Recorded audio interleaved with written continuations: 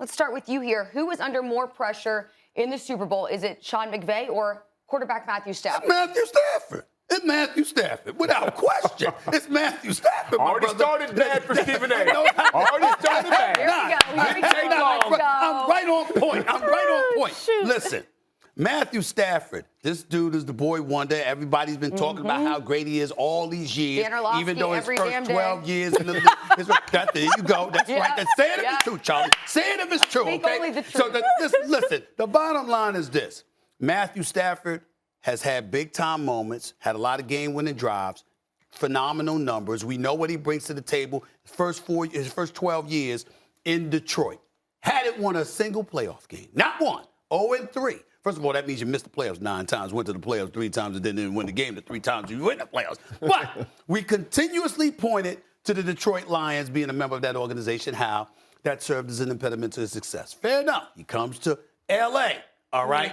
What does he do? He beats Kyler Murray in Arizona. They weren't ready. DeAndre Hopkins being out didn't help matters. Then you go up against Tom Brady, okay? Yep. You up 27-3. Gave up that damn 27-3 lead, even though he delivered the goods, connecting the cup, put him in field goal position. I like how you brought that back. I didn't forget that, but the bottom line is when you score on football, the other team gets the ball, okay? Which means that you had an opportunity to stop the bleeding, and Tom Brady almost took you out. 44-year-old Tom Brady. That's neither here nor there. Then you go against San Francisco and Jimmy Garoppolo. You handle your business. You can't go to your home turf, which is SoFi Stadium in Los Angeles, California, where you are now what you now call home, and lose to Joe Burrow. You can't do that. You cannot do that. Now, yeah, you can't. You can't do that. Yeah, I agree with that. And so for me, I'm looking at the way because Joe Burrow's a bad brother now. He's something special. He's a bad brother. He's something special, okay? And Jamar Chase is something special. We see what's going to happen with him and Jalen Ramsey. We're looking forward to that. But you Matthew Stafford, talking about Sean McVay or whatever. Yeah, you the coach, you here. They got to go out and play. And Matthew Stafford is his guy. You got the ball in your hand. You a veteran. You ain't no second-year player in your first full season like Zach Taylor's got with Joe Burrow. No, this is Matthew Stafford. You got to close the deal. There's no question about it. Nope. There's more pressure on him than Sean McVay. No, That's sir. the question. No, sir. Not even close. Right. No, sir. No, sir. Sean McVay is, 35 years old? This is his second Super Bowl, right? 35. Second Super Bowl he's bringing his team to. Matthew Stafford, by the way, who you just talked about, the turnovers in Tampa Bay, how many were his fault? 0. That's fair. What did he do? He threw a bad ball to turnover. He dropped it. He ends up hitting OBJ the very next play. Okay. This dude is the hottest player in the playoffs this season. Okay. The hottest player, right? All right. If you compare he and Burrow's stats, he's outperformed them in stats. Matthew Stafford's done everything you've asked him to do. Here's the issue with McVay. He had an offense that averaged over 30 points a game when he played the Patriots in the Super Bowl. You know how many he scored in the Super Bowl? 3. You know what he blames that on? Too much tinkering from his perspective. He needed to go let his kids play, let his players play, make the most of it. He did not. He did a poor job at it. Now, he's outcoached. Yeah, he's outcoached. By Bill Belichick. Yeah, by Bill Belichick. Let's not act like it was somebody else. Now. I ain't done.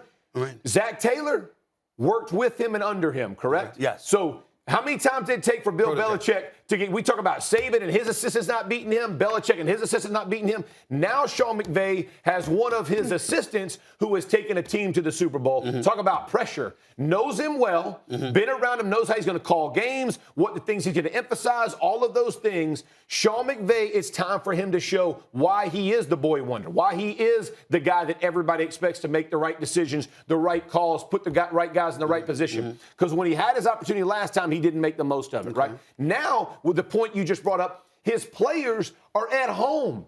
They're chilling right this week. They're staying at home. It's much more difficult for the Bengals to come all the way out to L.A. and get adjusted. Sean McVay, should I keep him at home? Should I put him at home? He's making all these decisions to keep his team in the best frame of mind to win this football game. He's got players who are going to play, right? He went out, and not just Stafford. He got OBJ midway through the season. Got Von Miller midway through the season, right? This is not a team that's only built around Stafford. This is a team that's built. They got the #1 offensive line versus the pass rush, right? They have a lot of really talented players. If you go in with the team that is, quote, the better team and they are the better team if you compare them apples to apples, team to team. You would say they're the better team, right? Rams? Yes. Yes. Okay, so if you're the coach of that team, you better put them in, they better win. Okay. And they don't want got the time. So here's the interesting thing. Here's the don't want me to come back in. That's why you keep talking. But so I'm going to tell you what I think. The answer will be Matt Stafford.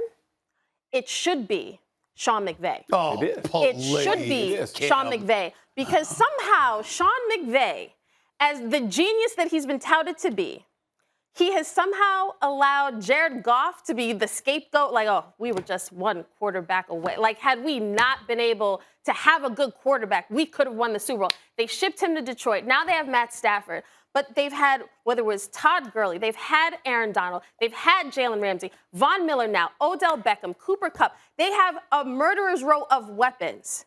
And here's the thing. The last time they were in the Super Bowl, like Jeff said, he got embarrassed. He was spending so much time keying up with Belichick, like, oh, I really respect you. Like, I really love you here. And it's a pregame. And all Belichick was like, I got this guy. Because he's talking about how great I am. I know this kid is not ready for me. And what did that offense do? Nothing. I was at that Super Bowl. It was terrible. So was I. Me too. Yes. And it was terrible offensively to watch. It was great to watch those defenses go at it. But offensively, if Sean McVay is called that baby genius, the next Belichick. So did you hear how that happened? She pulled you in. You started giving your head down, and bam! She hit you with a Sean McVay. I have an easy response to that. Hold on. I have an easy response to that. Okay.